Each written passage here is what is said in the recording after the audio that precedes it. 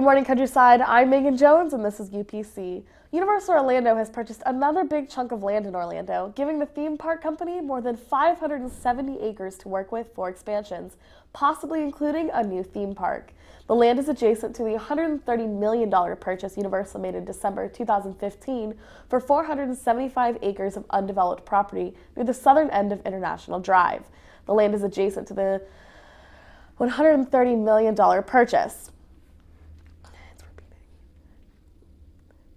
Universal appears to be on a spending spree after it experienced history-making spikes in attendance after opening its Harry Potter attractions in its current theme parks, but it has been hampered by a lack of space to grow. Parent company Comcast has set its aggressive expansion plans for Universal theme parks, setting a goal of opening a new attraction every year. There's a Fast and Furious supercharged ride coming to Orlando next year. A new, highly themed Harry Potter ride is replacing the Dueling Dragons coaster in Islands of Adventure in 2019, and it plans a Nintendo-themed land sometime in the future under a deal with the Japanese video game giant. Theme park expert Dennis Spiegel said they're attempting to do what Disney has done, which is to keep people on property as long as they can. They're going for expansion in hotels, in retail, and restaurants, and they need another gate to do that. A 12-member federal jury has begun weighing the case against 3 officers accused of excessively beating a man, then hiding information about the alleged use of force in their reports.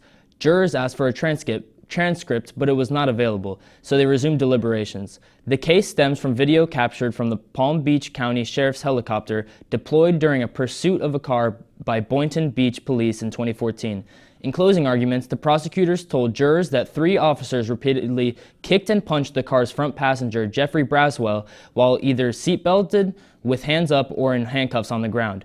Yet, in the reports, officers made no mention of their repeated blows to Braswell. The officers face maximums of between 30 and 40 years in prison if convicted as charged. The car passengers, Jeffrey Braswell, ultimately pled guilty to a misdemeanor obstruction charge in this case. The driver of the fleeing car, Byron Harris, ended up receiving a 3.5-year prison term. He also won a $600,000 lawsuit settlement with the city of Boynton over the beating he received.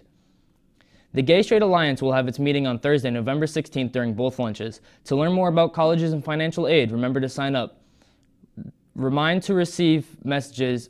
Sign up for Remind to receive messages and updates yearbooks. Yearbooks are on sale before and after school in J6 for $65. You can also buy your yearbook online at www.yearbookordercenter.com.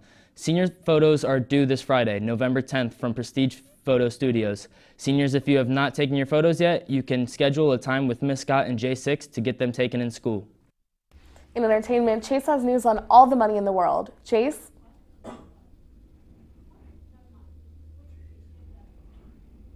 Thanks, Megan. In the wake of controversy and allegations, Hollywood has been greatly affected. One of the biggest instances was for the upcoming movie All the Money in the World. Kevin Spacey was set to star in the movie, and the movie was almost completed before the allegations were made against him. This has forced Sony to completely remove him from the project. This also means that all of his scenes will need to be reshot with a different actor. Christopher Plummer has been chosen to replace Spacey, and the reshoot is already underway. The craziest part is that the studio is keen on having the film completed and released at the same time, which is December 22nd, less than 2 months away. That's all I have in entertainment. Now, back to the news desk. A galaxy far, far away just got a lot closer. More than 60 handcrafted costumes from the Star Wars saga landed this week as part of the Smithsonian traveling exhibit Star Wars and the Power of Costume, docked at the Museum of Fine Arts in St. Petersburg through April 1st.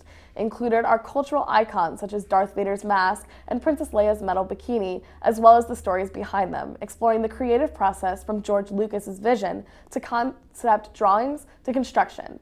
The exhibit opens Saturday for the Museum of Fine Arts members and Monday to the public, running through April 1st. Because the museum expects high demand, tickets are sold for a particular entry time, staggered every 20 minutes, though there's no time limit once you're inside. With each slot limited, the museum advises buying tickets in advance and leaving aliens at home. Tickets also include admission to the other galleries, and don't forget, costumes are encouraged.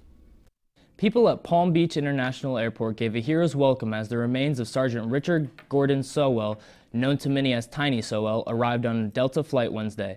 Sowell was serving in World War II in 1944 when he was killed by a mortar on the Japanese island of Saipan. During the battle, authorities weren't able to gather the 21-year-old's body. They later recovered several sets of remains, but couldn't make positive identifications. The remains were buried in numbered graves in Hawaii. Earlier this year, a DNA match of Sowell's remains were confirmed through a relative. Sergeant Sowell will receive full military honors. He will be buried at a family plot at Woodlawn Cemetery on Friday. That's all we have for you today on UPC. Thanks for watching and have a great day, Countryside.